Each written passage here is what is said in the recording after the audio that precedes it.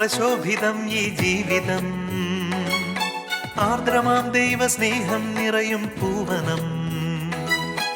ആതുരപൂർണ്ണ പ്രശോഭിതം ഈ ജീവിതം, ആർദ്രമാം ദൈവസ്നേഹം നിറയും പൂവനം. സ്നേഹദീപനാളമായി വിളങ്ങും ധന്യജീവിതം.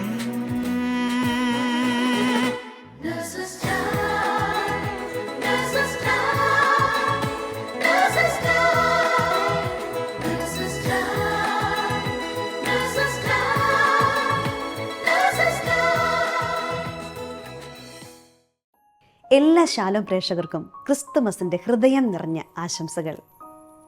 അമേരിക്കൻ പ്രസിഡന്റിൻ്റെ വൈറ്റ് ഹൗസിൽ ഒരു മലയാളി ജോലി ചെയ്യുന്നുണ്ടെന്ന് വിചാരിക്കുക.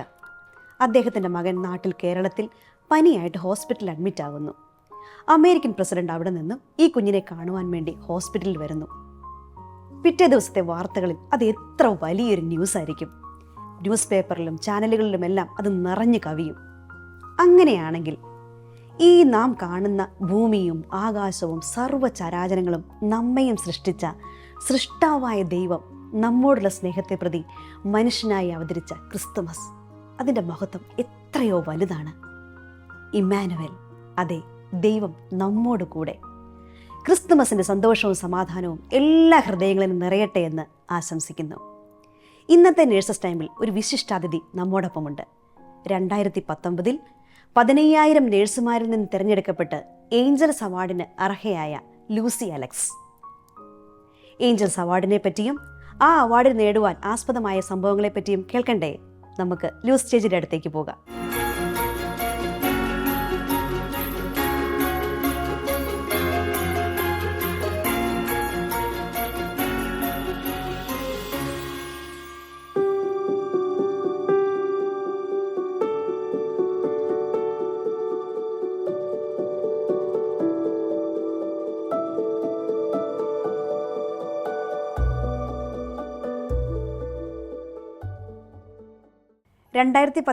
UAE ആദ്യത്തെ ഏഞ്ചൽസ് അവാർഡ് നേടിയ ലൂസി ചേച്ചി ഇന്ന് നമ്മുടെ ഈ ഒരു നഴ്സസ് ടൈമിലേക്ക് വന്നിരിക്കുമ്പോൾ ഏറ്റവും സ്നേഹത്തോടെ നഴ്സസ് ടൈമിലേക്ക് ലൂസി ചേച്ചിനെ സ്വാഗതം ചെയ്യുന്നു. Price the Lord. Price the Lord. എല്ലാവരും ആകാംക്ഷയോടെ ആ ഒരു ഏഞ്ചൽസ് അവാർഡിനെ പറ്റിയും അതിനുണ്ടായ സാഹചര്യത്തെ പറ്റിയൊക്കെ കേൾക്കാൻ കാത്തിരിക്കുകയാണ്. അതിനു മുമ്പ് ലൂസി ചേച്ചിനെ നമുക്ക് പരിചയപ്പെടണമല്ലോ, അല്ലേ? ചേച്ചിയുടെ വിശേഷങ്ങൾ ഞങ്ങളോടൊന്ന് പറയാമോ? ഞാൻ 34 വർഷമായിട്ട് UAE നേഴ്സായിട്ട് ജോലി ചെയ്ത് വരികയായിരുന്നു. ഇപ്പോൾ 34 വർഷമായിട്ട്. അതെ, 34 വർഷം കഴിഞ്ഞപ്പം ഞാൻ റിസൈൻ ചെയ്തു. എനിക്ക് 3 മക്കളുണ്ട്. 3 പെൺകുട്ടികളാണ്. 3 പേരുടെയും എൻ്റെ 3 പേരുടെയും കല്യാണം കഴിഞ്ഞ് അവർക്ക് കുടുംബമായി കഴിഞ്ഞപ്പോഴാണ് ഞാൻ റിസൈൻ ചെയ്തത്. അതിനു മുമ്പ് ഞാനൊരു വിധവയാണ്. ജീവിത പങ്കാളി 18 വർഷങ്ങൾക്ക് മുമ്പ് ഒരു ഹാർട്ട് അറ്റാക്കായിട്ട് മരിച്ചുപോയി. അത് കഴിഞ്ഞ് ഈ 18 വർഷങ്ങളിലൂടെ ഞങ്ങൾ ഒന്നിച്ച് ദൈവത്തിൽ ആശ്രയിച്ച ദൈവാശ്രയത്തിൽ മുന്നോട്ട് ഇതുവരെ വന്ന് ഈ ഫ്ലോറിലിരിക്കുന്നിടം വരെ ദൈവം ഓരോ ദിവസവും ഓരോ നിമിഷവും ഈ നിമിഷം വരെ പരിപാലിക്കുന്ന ഒരു പരിപാലനയിൽ അറിഞ്ഞുകൊണ്ടാണ് വന്നിരിക്കുന്നത്. ദൈവത്തിൻ്റെ മഹത്വം. ചേച്ചി നാട്ടിലെവിടെയാണ്? നാട്ടിൽ പാലയാണ് ഹസ്ബൻഡിൻ്റെ നാട്. ഭരണങ്ങാനം. എൻ്റെ നാട് വെച്ചൂച്ചിറ, പത്തനംതിട്ട ഡിസ്ട്രിക്റ്റാണ്. സഹോദരങ്ങളൊക്കെ എത്ര പേര്? ഞങ്ങൾ മാതാപിതാക്കൾക്ക് 11 മക്കളാണ്. 11 മക്കളാണ്. വലിയ കുടുംബമാണ്. വലിയ കുടുംബമാണ്. വൈദികരും സിസ്റ്റേഴ്സൊക്കെ ഉണ്ടെന്ന് തോന്നുന്നു. ഒരു വൈദികനും ഉണ്ട്, ഒരു സിസ്റ്ററും ഉണ്ട്, ഒരു കന്യാസ്ത്രീയും ഉണ്ട് വീട്ടിൽ. അനുഗ്രഹിക്കപ്പെട്ട കുടുംബം. ചേച്ചി, അപ്പം ഈ 18 വർഷം മുമ്പ് ഹസ്ബൻഡ് മരിച്ചുപോയി. ഈ പറഞ്ഞ പോലെ ഒരു സുപ്രഭാതത്തിൽ പെട്ടെന്നൊരു നെഞ്ചുവേദന വന്നു. ഹോസ്പിറ്റലിൽ ആംബുലൻസ് വിളിച്ച് ഹോസ്പിറ്റലിൽ കൊണ്ടുപോയി. അവിടുന്ന് ഒരു 4 മണിക്കൂർ കൊണ്ട് എനിക്കെൻ്റെ ജീവിത പങ്കാളിയെ നഷ്ടപ്പെട്ടു. ചെന്ന് സ്റ്റെബിലൈസ് ചെയ്തു, ഓക്കെ ആണെന്ന് ഓർത്തുകൊണ്ട് CCUവിൽ ചെന്ന് രണ്ടാമതൊരു അറ്റാക്കും കൂടെ വന്ന് പുള്ളി മരിച്ചു. ആ ഒരു സത്യത്തെ ഞാൻ ആദ്യം ഒരു നിമിഷമല്ല, കുറച്ച് സമയം ഞാൻ അതിൻ്റെ മുമ്പിൽ പകച്ചു നിന്നു. അത് കഴിഞ്ഞപ്പം എൻ്റെ ദൈവമേ എന്ന് വിളിച്ചു കഴിഞ്ഞപ്പോൾ എനിക്ക് കിട്ടിയ ഒരു ഊർജ്ജം എന്ന് പറഞ്ഞു കഴിഞ്ഞാൽ സ്വർഗത്തിൽ നിന്ന് പരിശുദ്ധാത്മാവ് തന്നെ ഇറങ്ങി വന്ന് എന്നിൽ നിറഞ്ഞു എന്ന് എനിക്കറിയാൻ കാര്യം. അതുപോലെ ഒരു കുളിരും ഒരു അനുഭവമായിരുന്നു. അത് കഴിഞ്ഞപ്പോൾ പെട്ടെന്ന് എനിക്ക് എൻ്റെ ഉത്തരവാദിത്വം ബോധ്യം വന്നു. ബാക്കി കാര്യങ്ങളെല്ലാം ഞാൻ ചെയ്യണം, ഞാൻ മുന്നോട്ട് എല്ലാ കാര്യങ്ങളിലൂടെയും മുന്നോട്ട് പോകണം. കുഞ്ഞുങ്ങളെ പ്രത്യേകിച്ച് പുള്ളിക്ക് ഭയങ്കര ഒരു അംബിഷൻ ഉണ്ടായിരുന്നു. കുഞ്ഞുങ്ങളെ നല്ല നിലയിൽ കുട്ടികളോട് ഭയങ്കര സ്നേഹമായിരുന്നു. അപ്പോൾ അവരെ പുള്ളി ഉദ്ദേശിക്കുന്ന സ്ഥാനങ്ങളിലാക്കണമെന്നുള്ള ഒരു ബോധ്യം പെട്ടെന്ന് തന്നെ എനിക്ക് വന്നു. പിന്നെ പുള്ളിയുടെ ബാക്കിയുള്ള കാര്യങ്ങളൊക്കെ നല്ല രീതിയിൽ ചെയ്യണമെന്നുള്ളതും അവിടെ ഇരുന്നുകൊണ്ട് തന്നെ ഞാൻ തന്നെയാണ് എല്ലാവരെയും വിളിച്ച് പറയുന്നത്. അതിനുള്ളൊരു ശക്തി തമ്പുരാൻ തന്നത് എങ്ങനെ കിട്ടിയെന്ന് ഇപ്പം ഞാൻ ആലോചിക്കാറുണ്ട്. പക്ഷെങ്കിൽ ആ ഒരു നിമിഷ നേരം പകച്ചു നിന്നിടത്തുനിന്ന് തമ്പുരാൻ എന്നെ താങ്ങി കൂട്ടത്തിൽ ആശ്വസിപ്പിക്കാനും സമാധാനിപ്പിക്കാനും കൂടെ നിൽക്കാനുമായിട്ട് ഒരുപാട് ഫ്രണ്ട്സ് ഒത്തിരി പേരുണ്ടായിരുന്നു. പിന്നെ മുന്നോട്ട് പോയ വഴി ഓർത്തു കഴിഞ്ഞാൽ തമ്പുരാൻ ഓരോ സമയത്തും അനാഥർക്കും വിധവകൾക്കും ദൈവനാഥന ആ ഓരോ നിമിഷവും ഞാൻ ദൈവത്തിൻ്റെ നടത്തിപ്പ് അറിഞ്ഞു വന്നൊരു വ്യക്തിയാണ്. ദൈവത്തിൽ ആശ്രയിച്ചു, ദൈവം തന്നു, ദൈവം എടുത്തു, ദൈവത്തിൻ്റെ നാമം മഹത്വപ്പെടട്ടെ, ദൈവമേ നീ എൻ്റെ കൂടെ നിരുന്നാൽ മാത്രം മതിയെന്ന് ഞാൻ ജോബ് പ്രാർത്ഥിച്ചതുപോലെ തന്നെ ഞാൻ അവിടെ നിന്ന് പ്രാർത്ഥിച്ചു. എന്നത്തെയും പ്രാർത്ഥനയിൽ അങ്ങനെ ഒരു പ്രാർത്ഥന തന്നെ ഉണ്ടായിരുന്നു.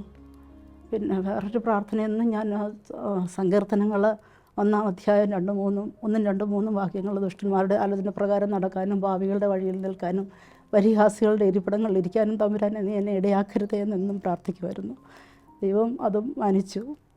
തീർച്ചയായിട്ടും ചേച്ചിക്ക് ഞാനിപ്പം ആദ്യമേ ഞാൻ ചേച്ചിനെ പറ്റി ചേച്ചിക്ക് ഒരു അവാർഡ് കിട്ടി ആ കാര്യങ്ങൾ വിവരിക്കുന്നു, അതിനെപ്പറ്റി അനുഭവങ്ങൾ പങ്കുവെക്കുന്നത് മാത്രമേ ഞാൻ അറിഞ്ഞിരുന്നുള്ളൂ. പിന്നീട് ചേച്ചി ഇപ്പോൾ ഈ വിശേഷങ്ങൾ ഈ കാര്യങ്ങൾ കേട്ട് കഴിഞ്ഞപ്പോൾ ശരിക്കും സാധാരണ ഇപ്പോൾ ജീവിത പങ്കാളി നഷ്ടപ്പെട്ടു, 3 പെൺമക്കളെ നോക്കി വീട്ടിലെ കാര്യങ്ങളെല്ലാം ചെയ്യണം, ഒരുപാട് ടെൻഷനുകളും ചിന്തകളും ആകുലതകളുമായിട്ടൊക്കെ നടക്കുമ്പോൾ നമുക്ക് മറ്റുള്ളവരുടെ കാര്യങ്ങളിൽ അങ്ങനെ ശ്രദ്ധിക്കാനോ അവരുടെ വേദനകളെപ്പറ്റി ചിന്തിക്കാനോ സമയം കിട്ടാറില്ല. കാരണം ആവശ്യത്തിന് വേദന നമ്മുടെ ജീവിതത്തിൽ തന്നെ ഉണ്ടല്ലോ. പക്ഷേ ഇതിൻ്റെ ഉള്ളിൽ നിന്നുകൊണ്ടും ചേച്ചിക്ക് ഇത്തരം കാരുണ്യ പ്രവൃത്തികളൊക്കെ ചെയ്യുവാനായിട്ട് എങ്ങനെ സാധിച്ചു?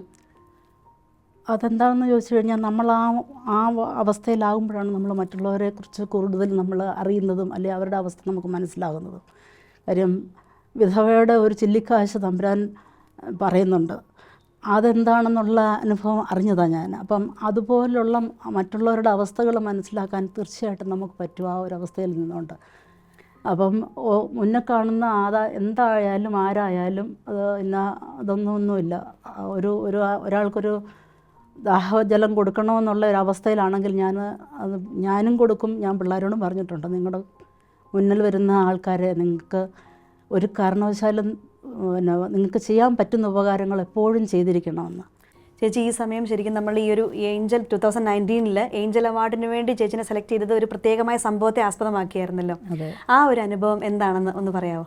മോളുടെ കൂട്ടുകാരൊരു ഫാമിലി ആയിരുന്നു. അവർക്ക് പ്രത്യേക സാഹചര്യത്തിൽ ഡെലിവറി ആകുന്ന സമയത്ത് അവർക്ക് ആരും ഇല്ലായിരുന്നു കൂടെ. ഹലോ, എൻ്റെ പേര് അനീഷ് എന്നാണ്. എൻ്റെ ഭാര്യയുടെ പേര് അമല. ഞങ്ങൾക്ക് 3 മക്കളാണുള്ളത്. ലൂസി ആൻറ്റി ഞങ്ങളുടെ ജീവിതത്തിൽ ഇടപെട്ട ഒരു വലിയ സാഹചര്യം ഉണ്ടായിരുന്നു. അതിനെക്കുറിച്ച് ഷെയർ ചെയ്യാമെന്ന് വിചാരിച്ചാണ് നിങ്ങളുടെ മുമ്പിൽ നിൽക്കുന്നത്.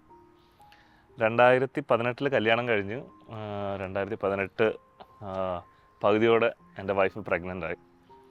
അങ്ങനെ അവൾക്ക് ചെറിയ കോംപ്ലിക്കേഷൻ ഉണ്ടായിരുന്നു, നാട്ടിൽ പോകാൻ പറ്റാത്ത അവസ്ഥയായിരുന്നു.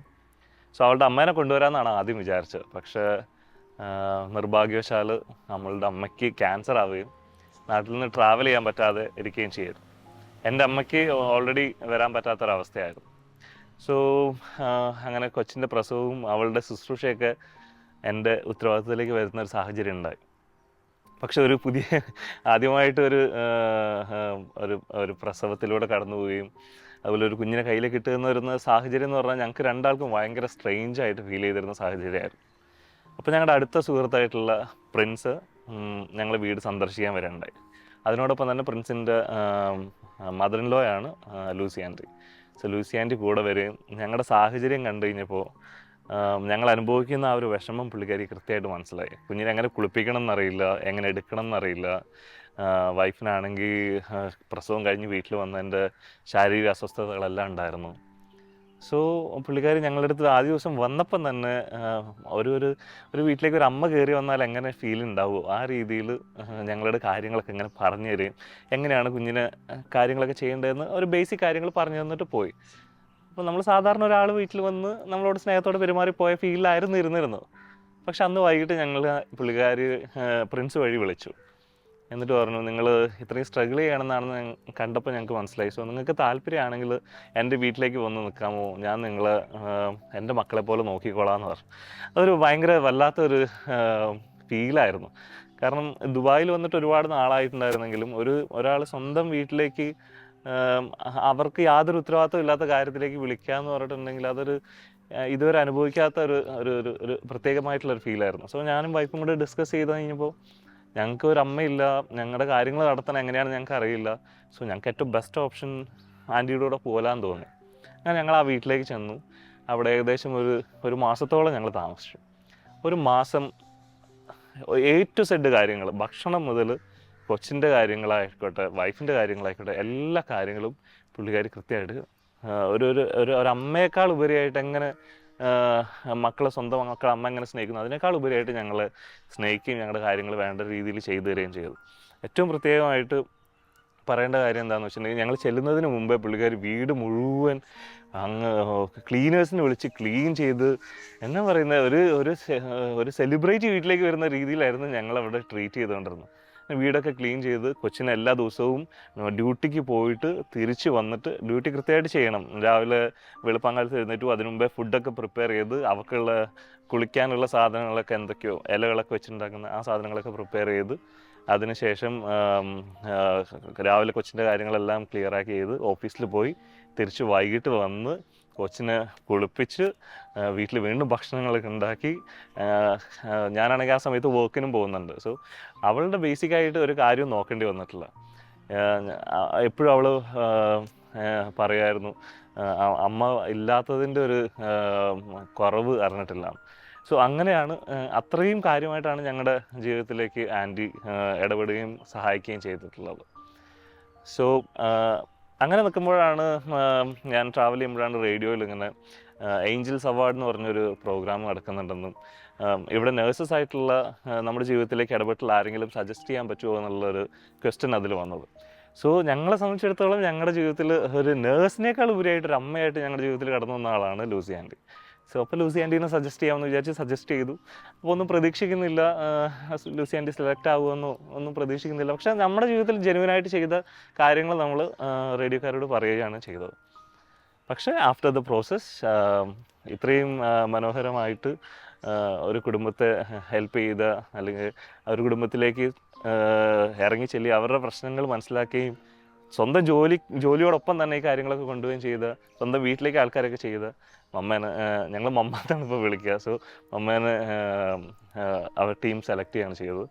സോ ഞങ്ങൾക്ക് ഭയങ്കര വലിയൊരു സന്തോഷത്തിൻ്റെ ദിവസങ്ങളായിരുന്നു. സോ ബൈ ദിസ് 1 month ഞങ്ങൾ 2 ഫാമിലി അല്ല ഒരു ഫാമിലി ആയിട്ട് മാറിയിരുന്നു. സോ ഞങ്ങളുടെ ഫാമിലിയിലേക്ക് തന്നെ വീണ്ടും ഒരു ബ്ലെസ്സിങ് വരുന്ന രീതിയിൽ ഞങ്ങൾക്ക് ഫെൽറ്റായി. So this is how it happened.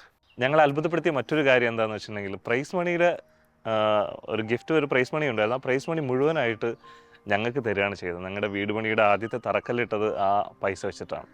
So ആ ഒരു നല്ല മനസ്സിന് ഞങ്ങൾ ഈ നിമിഷം മമ്മേനോട് നന്ദി പറയുകയാണ്. Lucy Alex and Carol Rocky. Congratulations to both of you. First, Lucy and first, Carol. Thank you, winners, for this year's Royal Angel Award. And we also have first Carol and Rocky. Come on, let's give them a round of applause.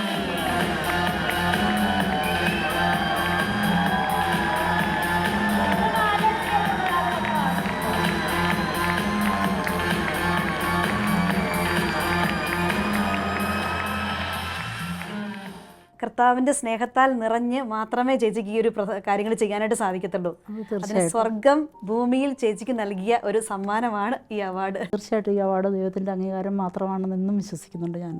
ചേച്ചി ഇങ്ങനെ ഇപ്പം നമുക്കറിയാലോ ഇവിടെ അങ്ങനെ ഒരു കുഞ്ഞൊരു admit ആകേണ്ട ഒരു case വീട്ടിലേക്ക് കൊണ്ടുവരിക നോക്കുക എന്നൊക്കെ അതിനൊക്കെ ഒരു ധൈര്യം എങ്ങനെയാണ് ചേച്ചി കിട്ടിയത്? എന്നെ ശരിക്കും പറഞ്ഞു കഴിഞ്ഞാൽ അതൊരു റിസ്ക് ആയിരുന്നു. പക്ഷേ എൻ്റെ മൂത്ത കൊച്ചുമോൾ ഇതുപോലെ ബിലിറുബിൻ ഹൈ ആയിരുന്നു. അപ്പം വീട്ടിൽ ഇതുപോലെ ഫീഡ് ചെയ്ത് ഓക്കെ ആക്കിയതാണ് ഞാൻ തന്നെ. അപ്പോൾ അതൊരു ധൈര്യമായിട്ട് എൻ്റെ കൂടെ ഉണ്ടായിരുന്നു. പിന്നെ ഞാൻ ഓരോ നിമിഷവും ദൈവത്തെ വിളിച്ചുകൊണ്ട് എൻ്റെ ദൈവമേ ഇത് കുറഞ്ഞു കിട്ടണ കാര്യം ഏറ്റെടുത്തൊരു ദൗത്യം വല്ലാതെയായി ദൈവമഹത്വത്തിനായിട്ട് തീരണേ, കുഞ്ഞ് ഓക്കെ ആകണേന്ന് പ്രാർത്ഥിച്ചുകൊണ്ട് ഇപ്പം പ്രാർത്ഥനയിൽ തന്നെയാണ് ഓരോ കാര്യങ്ങളും തുടങ്ങുന്നത്. അപ്പം അങ്ങനെ ഒരു പ്രാർത്ഥനയിലായിരുന്നത് കാരണം ദൈവം അവിടെ പ്രവർത്തിച്ചെന്ന് പറഞ്ഞാൽ മതി. ചേച്ചി ഈ ഹസ്ബൻഡ് മരിച്ചിട്ട് ഇപ്പോൾ 18 വർഷമായെന്നല്ലേ പറഞ്ഞത്. അതിന് ഹസ്ബൻഡ് ജീവിച്ചിരുന്ന സമയത്തും ഇങ്ങനത്തെ നന്മ പ്രവർത്തികളൊക്കെ ചെയ്യാനായിട്ട് അദ്ദേഹത്തിൻ്റെ സപ്പോർട്ട് ഉണ്ടായിരുന്നോ? തീർച്ചയായിട്ടും ഉണ്ടായിരുന്നു. പുള്ളി ജോലി ചെയ്തുകൊണ്ടിരിക്കുന്ന സമയങ്ങളിലും പിന്നെ കൊളീഗ്സ് അങ്ങനെയുള്ളടത്ത് ആരെങ്കിലും അസുഖമായി കഴിഞ്ഞ് കഴിഞ്ഞാൽ എന്നോട് പറയും നമുക്കൊന്ന് പോകാം എന്ന്. അപ്പം ഞാൻ ടയേർഡാണെന്ന് പറഞ്ഞാൽ പോലും പറയടി നീ ഒന്നും ചെയ്യുന്നില്ലെങ്കിൽ പോലും അതൊന്ന് പോയി ഒന്ന് സംസാരിച്ച് കഴിഞ്ഞാൽ അവർക്ക് ആശ്വാസമാണെന്ന്. അങ്ങനെ ഞങ്ങൾ മിക്കവാറും എല്ലാ സ്ഥലങ്ങളിലും പുള്ളി ഞങ്ങൾ രണ്ടും കൂടെ പോയി ഹോസ്പിറ്റലിലാണെങ്കിലും വീട്ടിലാണെങ്കിലും അങ്ങനെയൊക്കെ പോകുമായിരുന്നു. പുള്ളി കൊണ്ടുപോകുമായിരുന്നു, ഞാനും പോകുമായിരുന്നു. ഞങ്ങൾ പോയി അവർക്കൊരാശ്വാസമായിട്ട് പല സമയങ്ങളിലും വന്നിട്ടുണ്ട്. അങ്ങനെയാണെങ്കിൽ ഈ കാര്യങ്ങളൊക്കെ ചെയ്ത സമയത്ത് സ്വർഗത്തിലിരുന്ന് അദ്ദേഹം തീർച്ചയായിട്ടും ചേട്ടൻ പ്രാർത്ഥിക്കുന്നുണ്ടായിരുന്നു ചേച്ചിക്ക് വേണ്ടിയിട്ട് അല്ലേ? സ്വർഗത്തിലിരുന്നുകൊണ്ട് ഇൻട്രസ്റ്റഡ് ചെയ്ത് തീർച്ചയായിട്ടും അത് ഞാൻ വിശ്വസിക്കുന്നു. കുഞ്ഞുങ്ങളെ നോക്കുന്ന കാര്യങ്ങളിലൊക്കെ ഇപ്പോൾ ചേട്ടൻ ഇല്ലായിരുന്ന സമയത്ത് അവരെ ദൈവശാസ്തി വളർത്താനും അങ്ങനെയൊക്കെ ആയിട്ട് ചേച്ചി സ്ട്രഗിൾ ചെയ്തിട്ടുണ്ടോ? സ്ട്രഗിൾ ചെയ്തിട്ടുണ്ടോയെന്ന് വെച്ചാൽ ഞാൻ എപ്പോഴും പിള്ളേരോട് പറയും നമ്മൾ ദൈവത്തിൽ ആശ്രയിച്ചാണ് നമുക്ക് കാര്യം. എവിടെ പോയാലും നമ്മൾ ദൈവത്തിൻ്റെ കരുതലിലാണ്. അതുകൊണ്ട് പ്രാർത്ഥിച്ച് വേണം പോകാനായിട്ടും പിന്നെ സൂക്ഷിച്ച് ഒരു വാക്ക് പറയുന്നത് പാമ്പിനെ പോലെ ബുദ്ധിയും പ്രാവിനെ പോലെ നിഷ്കളങ്കതയും വേണം നമുക്ക്. അബദ്ധങ്ങളിലും പ്രയാസങ്ങളിലും പ്രശ്നങ്ങളിലും ചെന്ന് ചാടാതെ സൂക്ഷിച്ച് വേണം, പക്ഷേ ദൈവാശ്രയത്തിലായിരിക്കണം എന്ന് എപ്പോഴും പറയുമായിരുന്നു. അങ്ങനെ കുറച്ച് വളർന്നു കഴിഞ്ഞപ്പോൾ അവർക്ക് സോഷ്യലൈസിങ് വേണമല്ലോ. അങ്ങനെ ഇരുന്നപ്പോഴാണ് ജീസസ് യൂത്ത് ടീൻസ് മിനിസ്ട്രി കണ്ടുമുട്ടുന്നത്. അവിടെ അവരെ വിട്ടു. പിന്നെ അവർ അതിലൂടെ വളർന്നു. അത് ഇപ്പോഴും അവരതിലൂടെയാണ് മുന്നോട്ട് പോയിക്കൊണ്ടിരിക്കുന്നത്. ജീസസിന്റെ മ്യൂസിക് മിനിസ്റ്ററിലൊക്കെ ഉണ്ടെന്ന് തോന്നുന്നല്ലേ മോളൊക്കെ? ഒരു പ്രാവശ്യം നമ്മുടെ പ്രോഗ്രാമിന് വന്നതായിട്ട് ഞാൻ ഓർക്കുന്നുണ്ട്. അപ്പം അവരെയും ദൈവവിശ്വാസത്തിൽ വളർത്തുവാനായിട്ട് ചേച്ചി ഒട്ടും പിന്നോക്കം പോയില്ല. കാര്യം ദൈവം അല്ലാതെ നമുക്കതൊരു ബോധ്യമാണ്. നമ്മൾക്കൊന്നുമില്ല, നമ്മളൊന്നുമല്ല.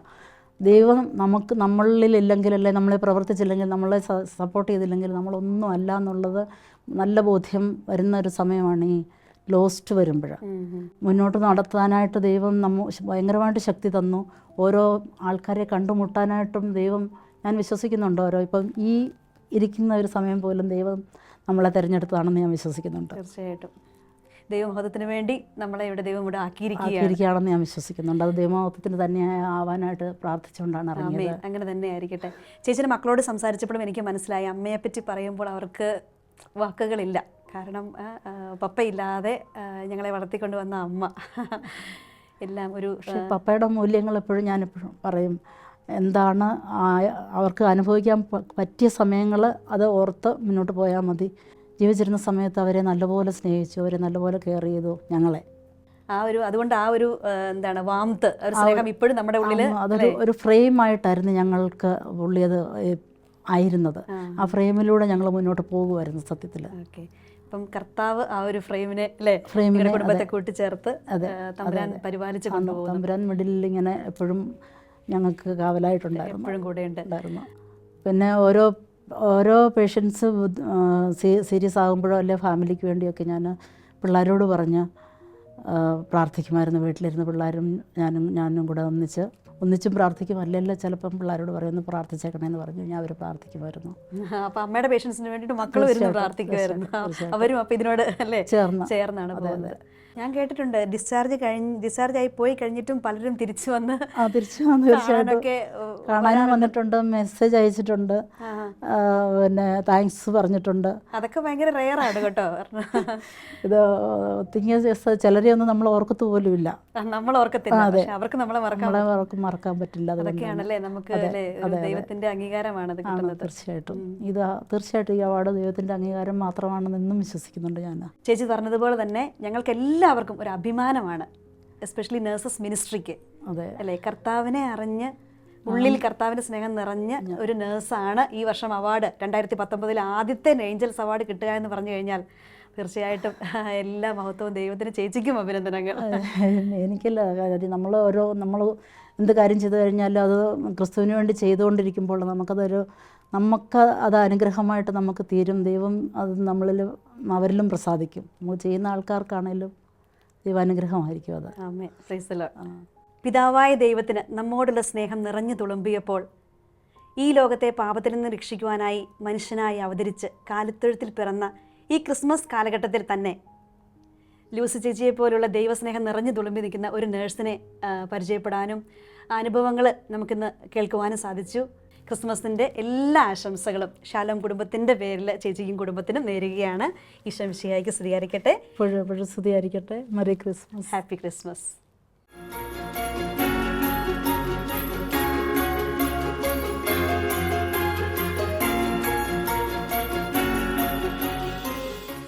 ഈ ക്രിസ്തുമസ് കാലത്ത് പുൽക്കൂട്ടിൽ മാത്രമല്ല ഹൃദയത്തിലും ഉണ്ണീശോ ജനിച്ച ഒരു നേഴ്സിനെ കണ്ടുമുട്ടാൻ സാധിച്ചതിലുള്ള സന്തോഷത്തിലാണ് നിങ്ങളേവരും എന്ന് എനിക്കറിയാം.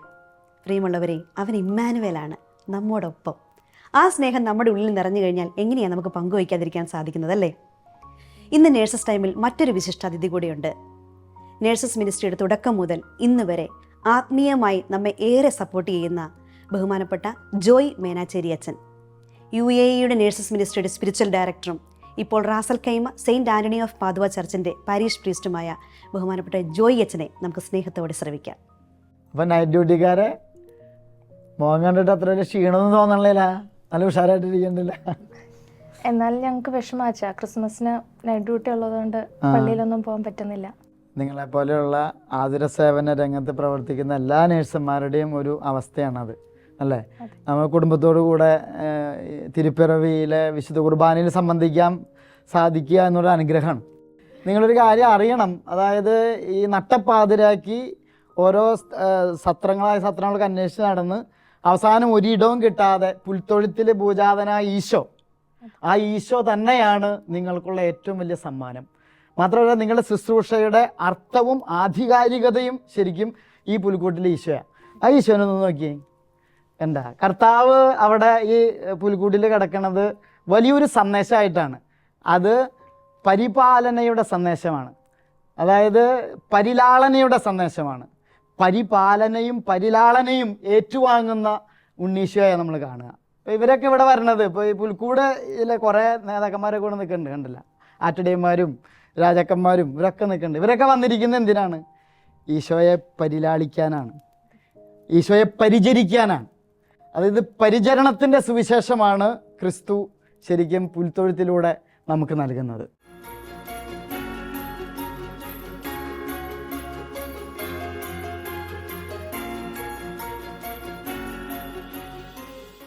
സ്നേഹം നിറഞ്ഞ നേഴ്സ് സഹോദരങ്ങളെ, ശരിക്കും ക്രിസ്മസ് നിങ്ങളുടെ ശുശ്രൂഷയ്ക്കുള്ള ഏറ്റവും വലിയ സമ്മാനമാണ്. നിങ്ങളുടെ ശുശ്രൂഷയുടെ സദ്വാർത്തയാണ്. അതിന് നമുക്ക് എങ്ങനെ പറയാം? It's a gospel of care. Christmas പുൽക്കൂട് ഇത് നമ്മോട് പറയുന്നത് ഈ പരിചരണത്തിൻ്റെ സുവിശേഷത്തെക്കുറിച്ചാണ്. അല്ലെങ്കിൽ ഒന്ന് ആലോചിച്ച് നോക്ക്, ഈ ഉണ്ണീശോ പുൽത്തൊഴുത്തിൽ പൂജാതനായി. ഈ ഉണ്ണീശോ ശരിക്കും ഇൻവൈറ്റ് ചെയ്യുന്നത് എന്തിനു വേണ്ടിയിട്ടാണ്? ഓരോരുത്തരും അവിടെ വന്നു കഴിഞ്ഞിട്ട് സമ്മാനങ്ങൾ സമർപ്പിച്ച് പോകാൻ വേണ്ടിയിട്ടാണോ? അല്ലല്ലോ. നമ്മളിപ്പോൾ ഒരു ഉണ്ണിനെ കണ്ടു കഴിഞ്ഞിട്ടുണ്ടെങ്കിൽ എന്താ ചെയ്യുക? ആ ഉണ്ണിനെ നമ്മൾ സ്നേഹിക്കും, പരിപാലിക്കും, പരിലാളിക്കും, അല്ലേ? അതൊക്കെയല്ലേ പരിചരണമാണത്. ശരിക്കും നേഴ്സുമാരെ നിങ്ങൾ ചെയ്യുന്നത് പിന്നെ മറ്റെന്താണ്? പരിചരിക്കലല്ലേ. ലോകത്തിന് രക്ഷയ്ക്കായി രക്ഷകൻ ഈ ഭൂലോകത്ത് അവതരിച്ചപ്പോൾ ശരിക്കും ലോകത്തിന് നൽകിയ ഏറ്റവും വലിയ സന്ദേശം എന്ന് പറയുന്നത് ഈ പരിചരണമാണ്. അതല്ലേ ഈശോ പറഞ്ഞത്, ഞാൻ വന്നത് ശുശ്രൂഷിക്കാനാണ്, ശുശ്രൂഷിക്കപ്പെടാനല്ല. അപ്പോൾ ഈ ശുശ്രൂഷിക്കൽ ഏറ്റുവാങ്ങിയ ക്രിസ്തുവാണ് പിന്നീട് ശുശ്രൂഷിക്കുന്നത്. ശരിക്കും നിങ്ങൾ ഓരോരുത്തരും ഓരോ രോഗിയെയും ശുശ്രൂഷിക്കുമ്പോൾ ശരിക്കും ചെയ്യണത് ഈ പുൽത്തൊഴുത്തിലെ ഉണ്ണീശോയെ പരിചരിക്കുകയാണ്. ആട്ടിടയന്മാർ വന്നു, ജ്ഞാനികൾ വന്നു, മൃഗങ്ങളൊക്കെ അവിടെ എത്തിയിട്ടുണ്ട്. ഇവരെല്ലാവരും അവരുടെ കൂടെയുണ്ട്. ഓർക്കണം, പരിശുദ്ധ അമ്മ, ഔസപിതാവ്, ഇവരൊക്കെ ഈശോയ്ക്ക് വേണ്ടി ചെയ്തത് എന്താണ്? പരിചരണം. ഏറ്റവും നിസ്സഹായമായ ഒരു ജന്മമാണ് മനുഷ്യജന്മം. ഏറ്റവും നിസ്സഹായമായ ഒരു കുഞ്ഞ് ജനിച്ചു കഴിഞ്ഞാൽ ആ കുഞ്ഞിന് എന്തെങ്കിലും ചെയ്യാൻ പറ്റുമോ? നമ്മൾ ചെയ്തു കൊടുക്കണം, അല്ലേ? ഒരു രോഗി നിങ്ങളുടെ മുമ്പിൽ കിടക്കുമ്പോൾ ആ രോഗിക്ക് നമ്മൾ എന്തൊക്കെയാണ് ചെയ്തു കൊടുക്കേണ്ടത്? കാരണം നിസ്സഹായരാണ്. മനുഷ്യൻ്റെ ഏറ്റവും നിസ്സഹമായ അവസ്ഥയിൽ, പരിചരണം ഏറ്റവും അധികം ആവശ്യമായി വരുന്നൊരവസ്ഥയിൽ, സ്വന്തക്കാരോ ബന്ധുക്കളോ ആരുമില്ലാത്തൊരവസ്ഥയിൽ, പ്രിയ നേഴ്സ് സഹോദരങ്ങളെ, നിങ്ങളല്ലേ ദൈവത്തിൻ്റെ കരങ്ങളായി, ദൈവത്തിൻ്റെ ഹൃദയമായി നിങ്ങളല്ലേ അവിടെ എത്തുന്നത്? നിങ്ങൾ എത്തുന്നത് എവിടേക്കാ? പുൽക്കൂട്ടിലേക്ക്. നിങ്ങൾ ഈശോയുടെ സന്നിധാനത്തിലേക്കാണ് എത്തുന്നത്. അതല്ലേ നിങ്ങളുടെ ശുശ്രൂഷ? ശരിയാണ്, നിങ്ങൾ പറയുന്നത് എനിക്ക് മനസ്സിലാവും. ഒരു പാതിര കുർബാനയ്ക്ക് പോകാൻ പറ്റണില്ല. എന്തിനാ പാതിര കുർബാന? ഒരു പക്ഷേ നിങ്ങളുടെ വീട്ടിലുള്ള നിങ്ങളുടെ സ്വന്തക്കാരെ തന്നെ പരിചരിക്കാൻ ഒരു പക്ഷേ പറ്റാത്ത അവസ്ഥ അല്ലേ? ഓൺ കോൾ ഡ്യൂട്ടി വരുമ്പോൾ എല്ലാം വിട്ടെറിഞ്ഞ് നിങ്ങൾ ഓടണ്ടേ? നിങ്ങൾക്ക് ഊണില്ലാതെ ഉറക്കമില്ലാതെ ഇങ്ങനെയൊക്കെ ശുശ്രൂഷിക്കുമ്പോൾ ഒരു കാര്യമാണ് പുൽത്തൊടുത്ത് നിങ്ങളോട് പറയുന്നത്: ഇതെല്ലാം ഏറ്റുവാങ്ങിയ സർവശക്തനായ ദൈവം നിങ്ങളുടെ ശുശ്രൂഷകളെ കണ്ണും കാതും ഹൃദയവും തുറന്ന് കാണുന്നുണ്ട്. ഇതിനേക്കാൾ അപ്പുറത്ത് പിന്നെ എന്തു വലിയ ഒരു സമ്മാനമാണ് ബെത്ലഹേം നിങ്ങൾക്ക് തരേണ്ടത്? ഇതിലും വലിയ ഒരു കുർബാനയുണ്ടോ? നിങ്ങളുടെ ഈ ശുശ്രൂഷയുടെ ആ അൾത്താര തന്നെയല്ലേ നിങ്ങൾ രോഗികൾ കിടക്കുന്ന ഈ ഓരോ ബെഡുകളെല്ലാം, ഓരോ ആലയങ്ങളും, ആതുരാലയങ്ങളും, അത് ഹോസ്പിറ്റലാകാം, ക്ലിനിക്കുകളാകാം, അൾത്താര പോലെ പരിശുദ്ധമല്ലേ പ്രിയപ്പെട്ട സഹോദരങ്ങളെ? അപ്പോൾ തീർച്ചയായിട്ടും നമുക്ക് പറയല്ല അനുഭവിക്കാം. ഞാൻ ഈ പാതിരാവിൽ ശുശ്രൂഷിക്കുന്നത് എൻ്റെ ഉണ്ണീശോയാണ്. ഈ പാതിരാവിൽ കർത്താവ് എൻ്റെ ശുശ്രൂഷ ഏറ്റെടുക്കുകയാണ്. രണ്ട് കാര്യങ്ങൾ നിങ്ങൾ ശ്രദ്ധിക്കണം. ഒന്ന്, നിങ്ങൾ ശുശ്രൂഷിക്കുന്നത് ഈശോയാണ്. രണ്ട്, നിങ്ങളിലൂടെ കർത്താവ് തന്നെയാണ് മറ്റുള്ളവരെ ശുശ്രൂഷിക്കുന്നതും. ശുശ്രൂഷ ഏറ്റെടുക്കുന്നത് ക്രിസ്തു, നിങ്ങളിലൂടെ കർത്താവ് തന്നെയാണ് ശുശ്രൂഷിക്കുന്നതും. അത്തരത്തിലുള്ള ഒരു ഗോസ്പൽ ഓഫ് കെയർ, അതാണ് ഈ ക്രിസ്മസ് നമുക്ക് നൽകുന്ന ഏറ്റവും വലിയ സന്ദേശം. ഏവർക്കും ക്രിസ്മസിൻ്റെ തിരുപ്പിറവിയുടെ മംഗളാശംസകൾ സ്നേഹപൂർവ്വം.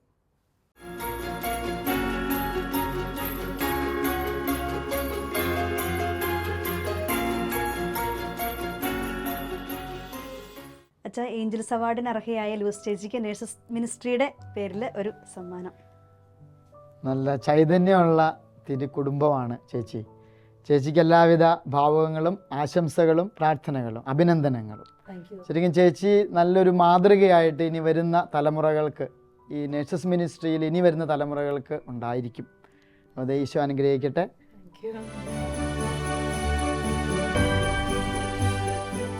Happy birthday Jesus, happy birthday Jesus, happy birthday, happy birthday, happy birthday Jesus. ഏവർക്കും ഒരിക്കൽ കൂടി തിരുപ്പിറവിയുടെ മംഗളാശംസകൾ സ്നേഹപൂർവ്വം. Merry Christmas.